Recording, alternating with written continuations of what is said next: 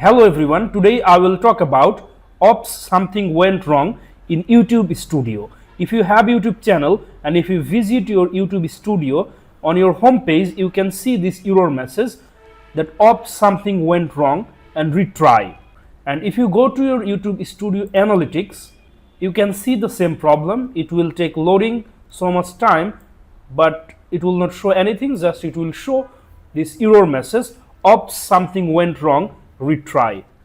So this is YouTube technical error or YouTube server error. That's why this problem happens, and you can see the real-time information or any analytics of your YouTube channel. For this reason, no tension for this. It will solve automatically within few days or within few hours. Just wait and watch.